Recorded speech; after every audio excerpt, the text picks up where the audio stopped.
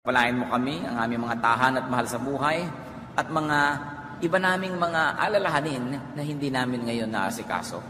Nawa, Panginoon, yung aming mata, ang aming tainga, ang buong puso, maituon sa inyo. At kayo naman, Panginoon, ay magsabog ng biyaya sa aming lahat. Dalangin namin ang lahat ng ito sa pangalan ng aming tagapag-aral, sa pangalan ng aming tagapagligtas at iyong anak na si Jesus. Amen. Ano nga po ba ang mga nagpapabigat ng loob ng tao? At ang lahat po ng ating mga verses na babasahin ay galing sa ang bagong magandang balita, Biblia. Ang mga pampabigat ng loob. Juan 16:33. Sinabi ko ito sa inyo upang kayo magkaroon ng kapayapaan sa pakikipag-isa sa akin. Madaranas kayo ng kapighatian sa mundong ito, ngunit tibayan ninyo ang inyong loob na pagtagumpayan ko na ang sanlibutan. Ang salita po ng Panginoong Hesus ay gusto niya na magkaroon tayo ng kapayapaan sa ating pagiging Kristiyano. Sa pakikipag-isa natin sa Kanya, sa ating espiritualidad, gusto niya kapayapaan ang dulot nito, hindi gulo. Sabi, natural, makakaranas kayo ng mga kapighatian sapagkat kayo nabubuhay sa isang magulo at maruming daigdig. Pero huwag kayong mag-alala, sapagkat natalo ko na, napagtagumpayan ko na ang lahat ng yan. At kung kayo nakikipagkasundo sa akin, nakikipag-isa, ay magkakaroon kayo ng gantimpala na nadadala dahil sa tagumpay na akin ang nakamit para sa inyo. Kung ating gagawing makikita ang sinasabi niya dito sa Juan 16, may ito yon. Ang gusto ng Panginoon, tahimik ang buhay ng tao at magaan. Ano ang mga pampabigat ng loob? Ating iisa-isahin ng ilan at nang makilala natin kung ito'y totoo sa ating buhay at nagpapabigat sa ating kalooban. Una, pagkakasubo o mga kompromiso. Yung bang, sabi mo, bakit ba ako naka-oo sa hindi ko dapat oohan? Bakit ko ba natanggap yung imbitasyon? Bakit ko ba nasabing oo gagawin ko samantalang ayoko namang gawin? Bakit nga ba ako napasubo? Yung pagkakasangkot sa talagang di gusto, mabigat yan sa kalooban ng tao. Kung minsan nasangkot tayo dahil nadala lang sa kantsaw, sa pakiusap, o sa pamimilit ng kapwa at panggigipit ng iba. Napasubo ko minsan dahil sa yabang, o dahil sa hiya, o napahiya, o ayaw mapahiya, at kung ano pang dahilan. Yan pong napapasubo na hindi naman buong-buo natin gustong gawin, mabigat sa kalooban yan. Napasubo kang, sige, paaaralin ko yung anak mo, sabi mo sa iyong kaibigan, tapos napasubo ka, wala pala silang kwentang tao, hindi ka ngayon makalaya. Pati yung mga sabi, o sige, papakasal lang kita, tapos nag-iisip ka ngayon, ikakasal ka na lang bukas nagdadalawang loob ka pa, mahirap yung pagkakasubo na yan. Tapos mo na imprenta na kasi ang imbitasyon. Yung napasubo ka sa mga sinasabi, kaya yung mga tao matatabil, madadaldal, madalas mapasubo yan Kaya mabigat ang loob. Isa pa pong pampabigat ng loob, mga kapatid, pananagutan. Responsibilidad sa buhay. Nakakapagpabigat ng loob yung napatong sa yung balikat, ang napakaraming mga responsibilidad. May mga responsibilidad na gusto o ginusto natin, pero nakakapagpabigat pa rin yun ng loob kahit gusto. Lalong-lalo na kung di gusto. Kung hindi naman ginusto itong responsibilidad na ito, napunta na lang bigla sa'yo. At lalong-lalo namang mabigat ito kung ayaw mo talaga. Sobrang bigat ang pananagutan na ayaw mo naman, tapos nandun.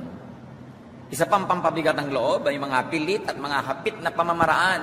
Yung talagang pilit na pilit na pilit. Yung sagad na sagad ka sa iyong resources, sa pananalapi, maging sa oras o schedule, yung halos wala ka ng masulingan. Kumagat-kagat ka sa isang napakalaking hulugan. Hulugang bahay, hulugang kotse, hulugang kung ano man. Tapos halos wala ka ng magasto sa ibang mong pangangailangan. Isang mabigat yan na sa loob. Yung umuo ka sa napakaraming mga commitments, sa napakaraming mga schedule, tapos iisa namang katawan mo, hindi mo na mahati ang katawan mo para magawa lahat ng iyong inoohan. Mahirap yan, sagad na sagad. Mahirap sa loob. Mga bayarin, mga hulugan. Kumbaga, para kang electric fan na laging nasa 3 o 4 ang speed. Nakakapagod yun. Para kang kotse ang laging nasa tercera. Ang bilis-bilis, hindi ka na makapagpreno, hindi ka na makapag-slow down kasi kailangan lagi kang mabilis. Mabigat yan sa loob ng tao. At isa pang pampabigat ay pagdadalawang loob. Yung magkasalungat na loobin. Parehong gusto mo, yung kaliwa at yung kanan, yung taas at yung baba. O pareho mong ayaw, pero nandyan sila pareho. Na nahahati ang loob mo sa tama versus mali. Pero hayan at nag-aagawan ng iyong atensyon. Yung gusto mo versus yung ayaw mo. O kaya yung style versus another style. At litong-lito ka to do between good versus better. Yan ay mga mahirap lahat na iproseso at nagpapabigat ng loob. Roma 7:19-20. Sapagkat hindi ko ginagawa ang mabuting gusto ko, ang masamang hindi ko gusto, ang siya kong ginagawa. So napakabigat sa loob yun Yung alam nyo ang tama, gusto nyong gawin ang tama, pero ang laging ending, ang nagagawa nyo mali. Mabigat sa loob yun. Isa pang pampabigat ng ating kalooban ay paglabag sa atin mismo ang sariling kalooban. At least yung paggawa ng mabuti, pareho rin naman talaga niyang gustong gawin yun, kaya siya ay nalilito. At yung paggawa ng masama, parehong gustong gawin ng tao kuminsan niya, yung masama at mabuti. Kaya nagdadalawang loob ka. Pero ang mahirap, yung meron ka talagang gustong-gusto, ito talaga ang isinisigaw ng iyong kalooban, tapos nilalabag mo yon, nilalabanan mo yon at iba ang iyong ginagawa. Maybe dahil nga napasubo ka, dahil may responsibilidad ka, dahil napilitan ka. Mabigat sa loob ng tao yung pagsalungat sa malinaw niyang gusto, sa malinaw niyang paniniwala at paninindigan. At kuminsan yan ay dahil sa interes o pakinabang. Halimbawa, mahal na mahal ng isang dalaga ang kanyang katawan, pero itinitinda niya ang kanyang laman dahil meron siyang magiging pakinabang na financial. Kaya ayaw na ayaw mo ng ginagawa mo, pero ginagawa mo pa rin. Si Pilato, ganyan-ganyan ang nangyari. Kitang-kita niya na si Jesus ay walang kasalanan at sinabi na yung walang kasalanan ng taong ito, wala akong makitang mali, pero hinatulan pa rin niyang mapako sa krus dahil yung interes niya nakataya, yung kanyang political career. Baka magkagulo, ma-demote siya sa pagiging gobernador, minabuti na lang niya ang ipapako si Jesus. Mateo 27:24. Nang makita ni Pilato na wala siyang magagawa at malamang kay magkagulo, nagpakuha siya ng tubig at naghugas ng kamay sa harap ng mga tao. Wala akong pananagutan sa dugo ng taong yan, ito'y pananagutan ninyo, sabi niya. Sabi lang niya. Pero anong tatanggalin na kasalanan ng tubig na pinanghugas siya sa kanyang kamay? Litong-lito siya, mabigat sa kanyang loob sapagkat nilalabag niya ang sarili niyang budhi. Gaano karami sa atin mga kapatid ang nagkakaroon ng sakit ang ating isip, ang ating emosyon dahil mismong budhi na natin, nilalabag pa natin. Kung hindi mo na sinusunod ang sarili mong kalooban, ano ka pang uri ng tao? Kung talagang yun ang kalooban mo, hindi mo pa masunod-sunod. Roma 14:23. Ngunit ang sino mang kumakain sa kabila ng kanyang pag-aalinlangan ay nagkakasala, sapagkat hindi siya nagiging tapat sa kanyang paniniwala. Kasalanan ang paglabag sa sariling paniniwala. Pinag-uusapan dito yung mga pagkaing bawal at hindi. So naniniwala ka palang bawal, tapos kinain mo pa rin, kasalanan. O kaya hindi ka naman naniniwalang bawal, tapos ayaw mong kainin dahil sabi na iba bawal, nilalabag mo pa rin ang sarili mong paniniwala. Nahahati ka, hindi ka buo. At ang gusto ng Panginoong Diyos, tayo'y buo ang loob, tayo'y isa. Yung tema ng pagiging isa, napakahalaga yan sa Biblia. God puts a lot of premium on the theme of oneness, of unity. Kaya sabi ni Jesus, I and the Father are one, you are one with me, therefore you are one with the Father. So ayaw nyo nang nahahati. Pati yung pananalig na kalahati, ayaw ng Diyos. Dapat buo ang iyong pananalig. Wala ka daw mapapala kung hati ang iyong pananalig.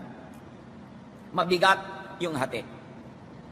Kaya kung ano man ang humahati sa inyong buhay mga kapatid, habang may nalalabi pang panahon, magpasya kayo. Hindi pwedeng hati ang buhay natin lagi. Hati ang pag-ibig, hati here nor there. Sabi nga nila, a rolling stone gathers no moss. Kailangan manahimik ka doon para magkaroon ka ng lumot na tutubo sa iyo kung gusto mong meron, kung ikaw ay bato. Ano po ang mga pampagaan ng loob sa buhay? At muli, pinag-uusapan natin ang lahat ng ito dahil ang kalooban ng Panginoong Hesus, ang kanyang mga anak ay magaan ang loob. Magaan ang pasan. Yan ang blessing na dala niya. Kung Kristo na, bigat-bigat pa rin ang loob mo, may dapat kang gawin kapatid dahil hindi ka nagkakaroon ng benepisyo doon sa gusto ng Panginoong Hesus na maranasan mo sa buhay. Para gumaan ang loob, una, alamin at tiyakin, suriin kung ano ba ang niloloob natin. Ano ba talaga ang ating pinaniniwalaan? Ano ba talaga ang ating ibig? Ano ba ang uunahin sa buhay? Ano ang pagtutuunan ng pansin? Ano ang ipamumuhay natin? What are we going to stand for? Kailangan malinaw na yon. Pag ang tao lampas sa 20, 25, 26, 27, dapat alam na niya kung ano siya, sino siya, anong gusto niya sa buhay, anong titindigan niya? Anong ipaglalaban niya? At ano yung palalampasin na lang niya?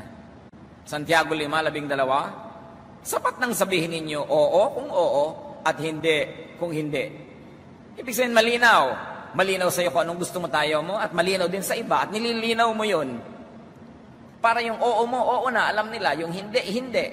Hindi yung hindi mo, mamaya nahihikayat kang gawing oo. Ayaw ng kalooban mo, nag-oo yung bibig mo, pinagbibigyan mo yung iba, ang tinalikuran mo, yung sarili mong paninindigan sa buhay. So ikaw ngayon itong hindi makatulog, pabiling-biling ka sa higaan, ikaw ang nawala ng ganang kumain, at yung inoohan mo, sarap na sarap, dahil nakuha niya sa iyo yung oong gusto niya, na ayaw mo namang ibigay. Kailangan malinaw sa iyo kung alin ang oo, alin ang hindi. Josue 24:15. At kung ayaw ninyong maglingkod kay Yahweh, pumili kayo kung ngayon kung sino ang inyong paglilingkuran. Ngunit para sa akin at ang aking sambahayan, kay Yahweh kami maglilingkod. Sinabi ni Joshua. Sabi, magpasya kayo. Hindi yung dito kayo ngayon, doon kayo bukas, paiba-iba kayo ng isip. Kung doon kayo, doon. Kung dito, dito. Ganon din yung church membership mga kapatid. Kung doon ka, doon ka. Dito ka, dito ka. Kung dito ka, lagay mo na yung loob mo, ipalagay mo na, yakapin mo na buong buo. Hindi yung lagi ka nag-iisip, lagi kang nalilito, buong buhay, pagulong-gulong ka na lang, wala ka nang kinalagyan. Unang Hari, 18:21, lumapit si Elias at sinabi sa taong bayan, hanggang kailan pa kayo mag-aalinlangan? Kung si Yahweh ang tunay na Diyos, siyang sundin ninyo, at kung si Baal naman, kay Baal kayo maglingkod. Okay sa gitna. Be certain about your will. Be certain about your belief and stand for it. As a person who stands for nothing will fall for everything. Pag wala kang pinaninindigan, lagi kang matutumba, lagi kang mahuhulog, lagi kang madarapa. Pampagaan ng loob mga kapatid, sundin ang kalooban, lalo na't mabuti. Huwag hatiin ang loob. At yan kung minsan ang hirap natin mga Pilipino, sobra tayong magandang loob, mababang loob, mapagkaawang gawa, mabait, mapagbigay. Maraming beses, ang ginagawa natin yung gusto ng iba, hindi yung gusto natin. Kaya ikaw nakakabulutong, ikaw nakakakulugo, ikaw nagkakaroon ng mga sari-saring mga pekas at pantal at mga kung ano-anong allergy. Kasi kalaban mo yung sarili mo. Hindi yung gusto mong nagagawa. Lagi ka nalang sunod-sunuran, mapagbigay. Pahayag 3:15-16, katulad ng sinasabi doon sa mensahe sa iglesia sa Laodicea. Nalalaman ko ang ginagawa mo, sabi ng Diyos. Alam kong hindi ka malamig, ni mainit man. Higit na mabuti kung ikaw ay malamig o mainit. Ngunit dahil sa ikaw ay maligamgam, hindi mainit ni malamig, isusuka kita. Yan ang sabi ng Diyos. Kumbaga sa pagkain na medyo lukewarm yung halo-halo, dapat malamig yun Yung sopas dapat mainit. Hindi dapat yun maligamgam. No? Sabi, ayoko ng ganyan. Linawin mo kung makadiyos ka o hindi. Mas madali pa kung minsan kung malinaw na kasalanan ka o malinaw na banal ka, kesa palipat-lipat ka doon sa dalawa. Nakakalito yon. Sapagkat yung taong talagang talamak ang kasalanan at nakalubog, alam niyang makasalanan siya. Kaya pag pinag-aralan po natin yung mga pagtuturo ng Panginoon, ang pinakamadaling tumanggap sa Kanya, yung mga malilinaw na makasalanan. At yung mga malilinaw na makadiyos. Ang laging nalilito, yung makasalanan ngayon, bukas hindi, makasalanan na naman mamaya banal. Yun ang nalilito na banal siya, hindi malinaw na makasalanan, kesa doon sa mga malabo. Madali pang pagdalhan ng salita ng Diyos, yung talagang masama, o yung talagang mabuti, kesa doon sa alangan. Dapat malinaw kung saan nakatayo ang tao at sinusunod ang kalooban. Isa pa pong pampagaan, palayain ang sarili sa mga pananagutang ayaw. May pananagutan kayo, ayaw nyo naman, palayain yung sarili nyo. Huwag kayong umasa na papalayain kayo nung bumihag sa inyo. Binihag nga kayo para kayo maging tau-tauhan, para gusto niya ang masunod. Tapos, hindi nyo naman pinapalaya ang sarili nyo, umaasa dala kayo sa awa nila. Paano mangyayari yun? Binihag nga kayo. Bihirang-bihirang mga bansa na binihag ng ibang malalakas na bansa ang kusang pinagkalooban ng kalayaan. Ang lahat ay nag-alsa, nagyamagsik para sila makalaya. Pangalawang Timoteo 4:9-11. Sikapin mong makapunta dito sa lalong madaling panahon, sabi ni Pablo. Iniwan na ako ni Demas dahil sa pagkakahumaling niya sa sanlibutan. Pumunta siya sa Thessalonica. Si Crescente naman ay nagpunta sa Galacia at si Tito sa Dalmacia. Si Lucas na lang ang kasama ko rito. Hanapin mo si Marcos at isama mo rito sapagkat malaki ang maitutulong niya sa aking gawain. Ano po ang ginawa ng mga kasama ni Paul? Hindi nila makasundo si Paul, di humiwalay sila. Bakit ka magpipilit na kasama sa hindi mo na makasundo? Malaya ka naman. Marami namang espasyo sa mundo. So for better or for worse, Paul's companions freed themselves from him. No? At pag binasa nyo ang buong New Testament, napakaraming nakagalit ni Paul. No? Napakaraming hindi niya nakasundo sa style. Ang ginawa ng mga iba, humiwalay. Bakit nga naman pipilitin nyo magkasama kayo, hindi naman kayo magkasundo? No? Kaya, kailangan ng tao, alam mo kung anong ayaw mo.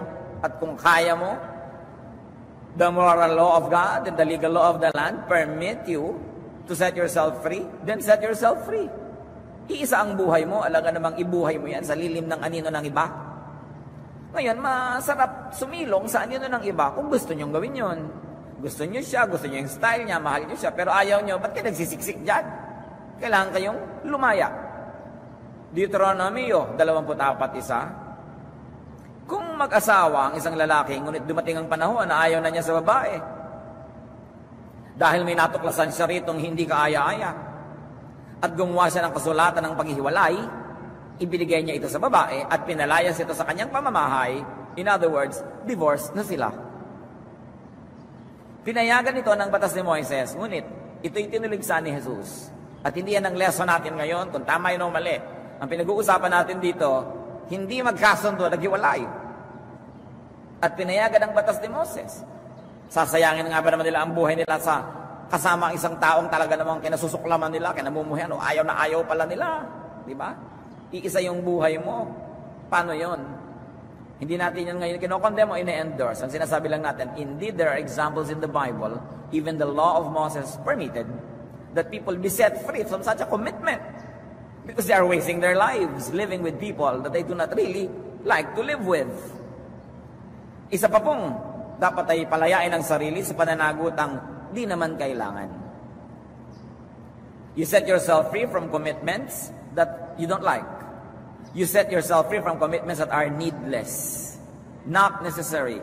Hukom 11, 30 hanggang 31 at 34. Sumumpa si Jephthah kay Yahweh ng ganito: kapag pinagtagumpay ninyo ako laban sa mga Amonita, susunugin ko bilang handog sa inyo ang unang lalabas sa aking bahay at sasalubong sa akin pag-uwi ko.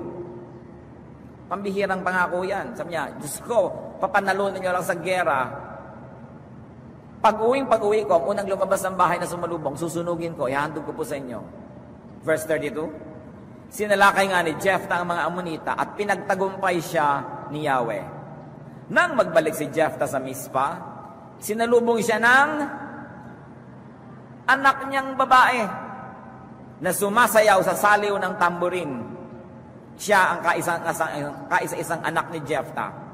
At alam niya nangyari, patay kang bata ka. Ang nangyari talaga sa batang yon. Pinatay nitong si Jephthah sapagkat pangako niya sa Diyos, yun ang una niyang papatayin, yung unang lumabas.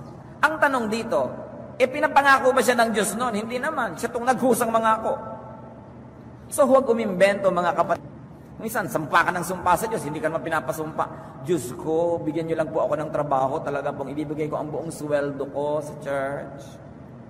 Nung nagkatrabaho, joke. Hindi ka naman pinapapangako kung hindi mo naman talaga gustong mangako. Ayaw mong gawin, huwag ka na lang mangako. Umasa ka na lang sa grasya. Ba't ka na lang makikipag-trade sa Diyos?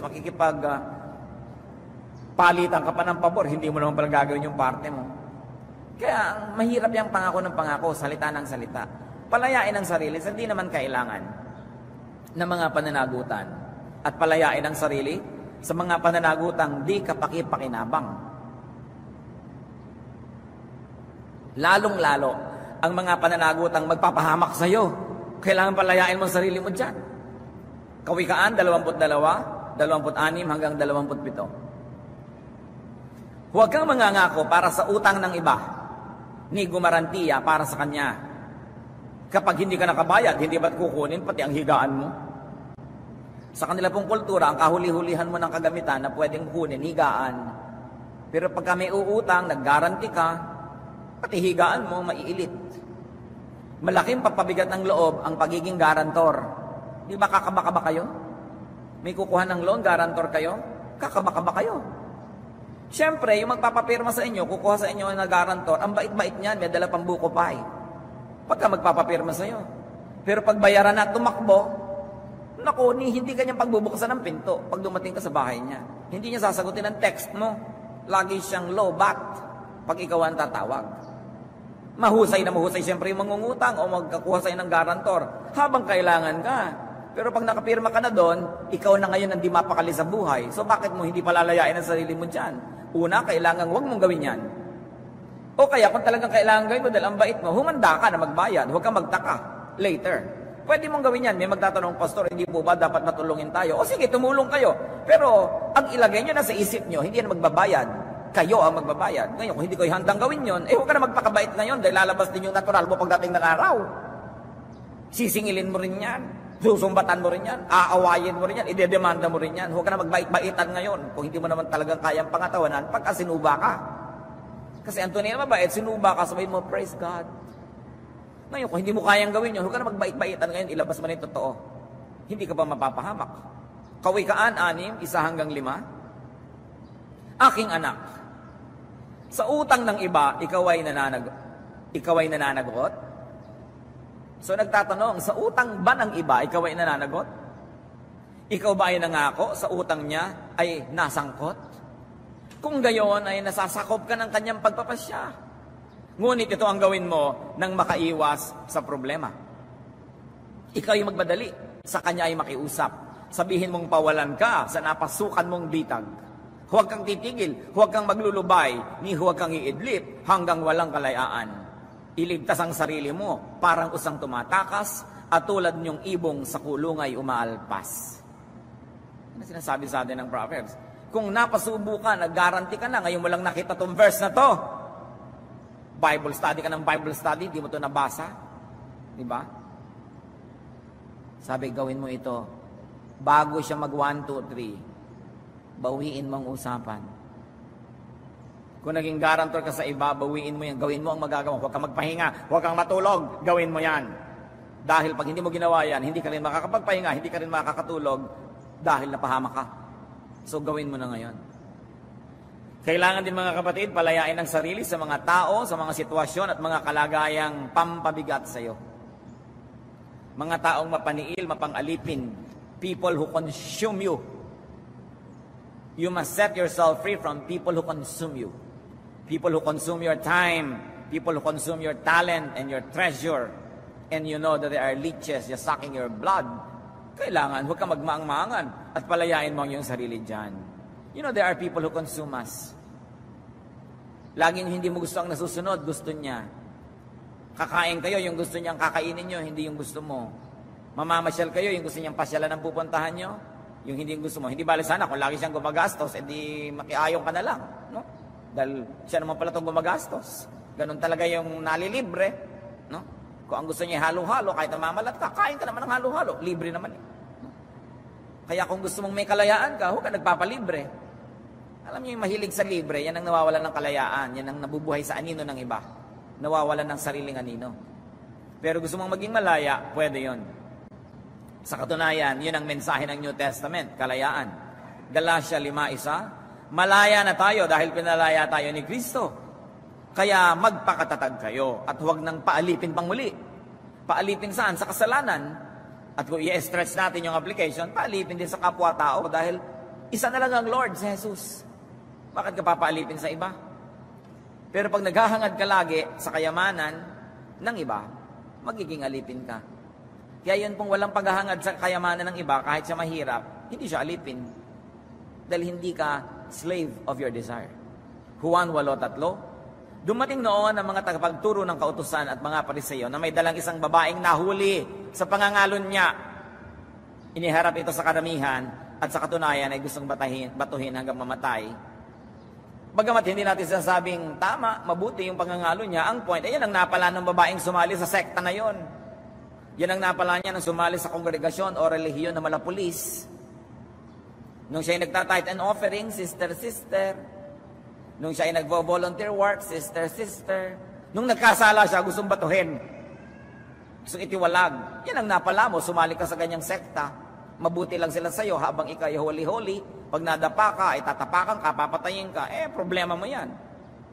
Especially if you're in a free country, why subject yourself to such oppression? So pinipili mo rin kung saan ka sumasali. Ba't ka sasali dun sa nakangiti lang sila sa'yo habang mabuti ka't malinis at pag nadapa ka nagkamali, kakarnihin ka nila.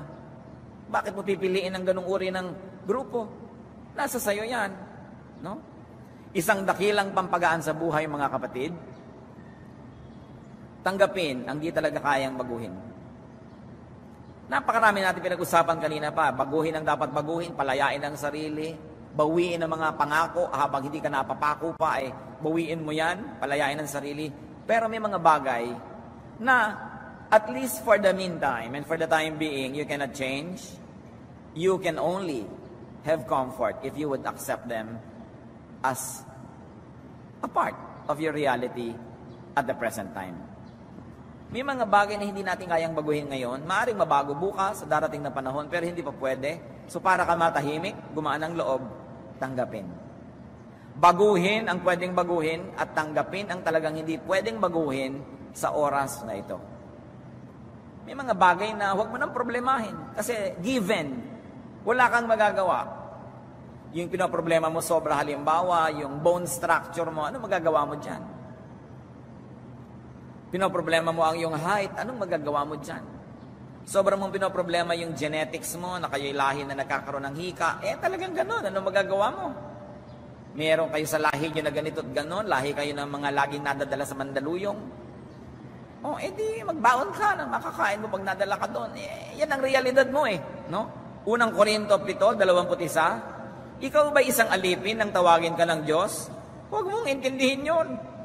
Ngunit kung may pagkakataon ka maging isang malaya, samantalahin mo.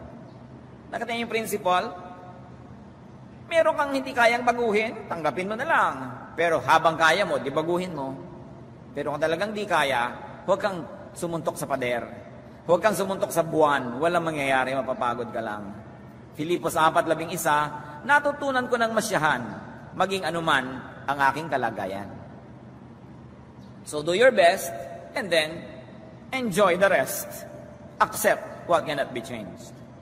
Pampagaan ng loob, piliin ang mas magaan sa mga magkasalungat na kagustuhan at mga magkasalungat na kabigatan. Halimbawa, meron kayong options, nalilito kayo, piliin nyo na lang kung ano yung mas madali. Kahit naman alin ang piliin mo. Litong-lito ka dalaga sa dami ng manliligaw, pare-pareho lang naman silang umiibig sa'yo, di ang tanggapin mo yung iniibig mo. Kung sabihin kawawa naman siya, di ba? So, ibibigay mo ang iyong puso. Paano kung may rapist na nagnanasa sa'yo? Kawawa naman, pagbigyan mo na. Huwag mo ipapamigay ang sarili mo dahil naaawa ka. No, hindi mo ginagawang charity yan. Make the best choice. Binigyan tayo ng Diyos ng utak para gamitin. Deuteronomio 30:11, saksi ko ang langit at ang lupa na ngayon inilalahad ko sa inyo ang buhay o kamatayan at ang pagpapala o sumpa. Kaya piliin ninyo ang buhay para kayo at ang inyong lahi ay mabuhay ng matagal. So what was being offered to the people? Good or bad? Life or death? Sabi, pumili kayong mabuti. Life is a matter of kung pasya ko sa sarili, ako'y maging masunurin. Sa batas mo, ang pansin ko ay doon ko ibabaling. Ito isang pasya. Magpapasya ka maging makadiyos o makademonyo. Totoo, mahirap maging mabuti, pero mahirap din namang maging masama Pareho lang mahirap yan, dito ka na sa mabuti. Pag pareho lang mahirap, ang gawin niyong mabuti, huwag nang malito pa. Filipos 1:23-24. Sabi ni Pablo, may pagtatalo sa loob ko. Gusto ko nang pumanaw sa mundong ito upang makapiling ni Kristo, sapagkat ito ang lalong mabuti para sa akin. Ngunit alang-alang sa inyo, mas kailangan pang manatili ako sa buhay na ito. So sabi niya, mamatay ako, gusto ko na, kasama ko na ang Diyos. Pero kailangan nyo pa ako, so mabubuhay pa ako dito para sa inyo. So these are choices, no? At pampagaan ng loob, number 5, mas gawin ang magaan sa loob. Mas magawin ang nagpapagaan ng loob. Anong ibig natin sabihin, mga kapatid? Araw-araw, pipili ka kung magiging malungkot ka o masaya. Kung magiging mahigpit ka o mapagbigay, pipili ka upang maging mabuti ka o masama. Ang piliin mo, yung mas magpapagaan ng buhay. Yung mas magpapasarap ng buhay. At sabi ng mga ngaral, siyam. Magpakaligaya ka sa piling ng babae yung minamahal habang ikay nabubuhay sa mundong ito. Sapagkat iyon ang iyong bahagi at bunga ng iyong pinagpaguran sa maikling buhay na ito. So may choice ka, magpakaligaya ka sa piling ng iyong asawa. Pwede ka rin namang makipagpaligaya sa piling ng iyong kulasisi. Pero hati ka, diba? Katulad yan, malapit na naman ang Valentine's Day, o may post-Valentine, may pre-Valentine date ka, may pang February 11. Ngayon, kung January 31, ka-date ka na, ang layo mo naman sa tunay na petsa, siguro number 7 ka lang. So, bakit mo ibibigay ang buong buhay mo sa isang taong kalahati lang niya ang binibigay sa'yo? Di ka balugi nun. Kung 1/4 lang niya. So, kailangan ng tao, kanya ring pinagtatagumpayan ng kanyang emosyon. Nahulog na kasi ang loob ko. Hulog na ang loob ko nung malaman kong 7 na pala ang asawa niya. Kaya pwede na sa akin ika-8. Nahulog pala yung loob mo, di umahong ka. Di ba? Bumangon ka, sa tulog ng Diyos, makakaahon ka dyan. Huwag mong ibigay ang buong buhay mo sa taong hindi ka naman niya nasusuklian ng buong buhay din niya. Lugi ka. Lagi ka na lang na ang Pasko mo sa 3 Kings, wala na sa kalendaryo yung 3 Kings ngayon. Di ba? Lagi ka na lang pang bisperas. So, paano yun? Lugi ka. Mga ngaral 3:12, alam kong walang pinakamabuti sa tao kundi magpakaligaya at gawin ang pinakamabuti habang siya'y nabubuhay. Mabuti naman magkasunod na sinabing magpakaligaya at magpakabuti. Kasi ibig sabihin, pwera yung pagpapakaligaya sa hindi mabuti. Pero sabi niya, basta mabuti o basta hindi masama, magpakaligaya ka. Sasandali ang buhay mo, maglulungkot-lungkot ka pa. Ang daming sine, 1, 2, 3, 4, doon ka papapasok sa iyakan. Uuwi ka, mabigat ang loob mo, namumugto ang mata mo matapos magbayad. Pinili mo maging malungkot. Problema mo yan. Ang dami-daming panonoorin mo, may horror, doon ka pa sa horror pumasok. Tumaas ang presyon mo, nagka-heart attack ka pa, takot na takot ka. Nasa bahay ka na, nakikita mo pa yung anino nung nasa sine. Ba't ka nagbayad? Ba't mo pinapahirapan ang sarili mo? Choice mo yan. Sabi, ang iksi ng buhay ko, konti ang panahon, tuwing may choice ka, ang gawin mo yung masaya. Yung maganda. Pupunta ka sa kasalang may kasal dahil uso sa mga nagpapauso, nakaitim ka pa. Ang dami-daming kulay sa mundo, nakaitim ka sa kasal. May mga ganon, walang konsiderasyon. No? Kung mabagay sa kanila, gusto lang i-display ang maputi nilang kutis. Para silang chessboard, black and white yung kanilang balat at yung damit. Wala silang pakialam sa pinuntahan nilang okasyon. Pipili ka sa saya, lulungkot, masaya ka na. Mahirap bang isipin yun? Mga ngaral 11:8. Kung ang tao ay mabubuhay ng matagal, dapat niyang ikagalak yun. Kita niyo? Kung ang tao ay mabubuhay ng matagal, ibig sabihin, magkakaroon ng maraming birthdays, dapat niyang ikagalak yun. Ngayon, nagbe-birthday ka, tinatago mo yung edad mo. Ilang taon na po kayo? 35. Parang sinabi mo, Diyos ko, patayin mo na ako habang bata pa ako para hindi ko kailangan magsinungaling tungkol sa edad ko kung tumatanda akong buhay pa. Sabi, ikagalak mo yan, ipagsigaw na sa buong mundo. 75 na ako, 65, buhay pa. Yung iba nga, fetus pa lang, namatay na eh. Tapos itatago mo yung edad, ano yun? Ikagalak mo yung buhay mo, sabing ganon. Yung, hi, buhay. Ba't kayo bumubuntong hininga at buhay pa kayo? Di ba dapat ipasalamat yan? Ngunit, sabi, alalahanin niyang ang darating na panahon ng kadiliman ay mas mahaba. Anong sinasabi dito mga kapatid? By virtue of statistics and by virtue of realities in life, there will be longer times of sorrow in life than happiness. So anong sinasabi dito? Sa mga panahon na masaya ka at pwede kang maging masaya, samantalahin mo yun, magpakasaya ka. Dahil kahit ayaw mo, may darating na malungkot na panahon. Pag dumating na lang yun, di mo na maiwasan at di mo mabago, doon ka na lang magpakalungkot. Pero habang pwede mong pasayahin mo. Kasi konti yung mga kasiyahan. Kaya pagaanin ang lahat ng pwedeng pagaanin, paligayahin ang lahat ng pwedeng paligayahin. Kung mabigat ang loob, madalas may alagang lihim, may alagang kasalanan, may alagang atraso. malakas magpabigat ng loob yung alaga mong atraso. Kaya ang sabi sa awit 32, 1-5, mapalad ang taong pinatawad na ang kasalanan. Nang hindi ko pa naihayag ang aking mga sala, ako'y nanghina sa maghapong pagluha. Sa araw at gabi, ako'y iyong pinarusahan. Wala nang natin ang lakas sa katawan, parang hamog na natuyo sa init ng tagaraw. Kaya ang kasalanan ko'y aking inamin. Mga pagkakamali ko'y hindi na itinigil. Ako'y nagpasyang sa iyo'y ipagtapat. Ang mga sala ko'y pinatawad mong lahat. Napakalakas magpagithawa ang pagtatapat, ang paghingi ng tawad, ang pag-amin sa pagkukulang ng pagkakasala. Kaya yung humble, blessing daw yan kasi madali kang umayan, nakakalaya, madali ka magsabi ng sorry. Kasi pag sinabi ng sorry, patawarin ka ba't hindi, lumog ang loob mo. Kasi ikaw mismo yung hindi ka nagsasorry, pero naman dapat ka mag-sorry.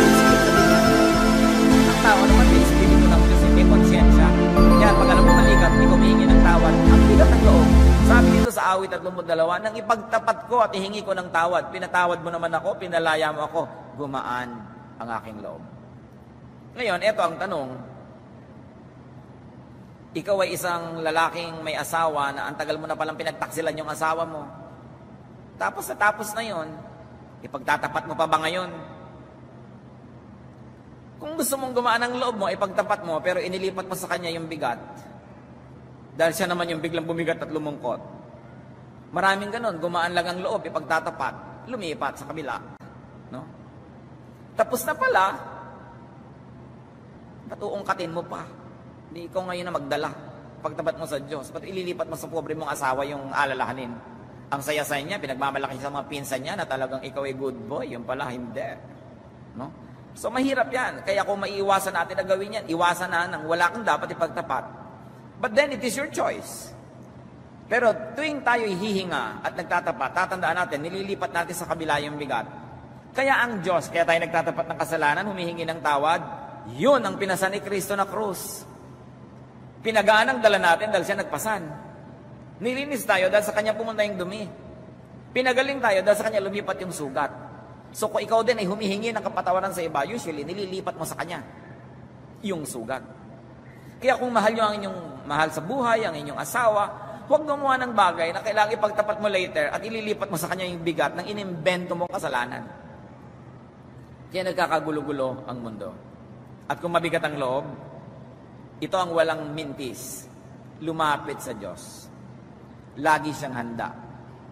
Kung may handang magpatawad ang Diyos sapagkat charged to the cross of Jesus ang ating mga kasalanan. No? Awit, 78, 74, 11. Kapag ako ay ginugulo ng maraming suliranin, ang wagas sa pag-ibig mo ang umaaliw sa akin. Gusto natin ang wagas na kaaliwan, pag-ibig ng Diyos ang hanapin natin. Ang pag-ibig ng tao nakakaaliw, pero hindi lagi. Ang pag-ibig ng Diyos, walang palya, laging nang aaliw. At bilang pagwawakas, puro pagpapagaan ng loob natin ang pinag-usapan. Iwasang magpabigat ng loob ng kapwa. Yan ay pananagutan ng mga anak ng Diyos. Huwag igiit ang makasarili mong layunin sa iba. Kung gusto nila na magkabakasyon, kung gusto nilang lumuwag ang schedule, huwag mong ipagpilitan, i-accommodate ka. Makuha mo lang ang gusto mo, alam na alam mong pinabigat mo ang buhay ng kapwa mo. That is unkind. Huwag igiit at ipilit na magpagaranti.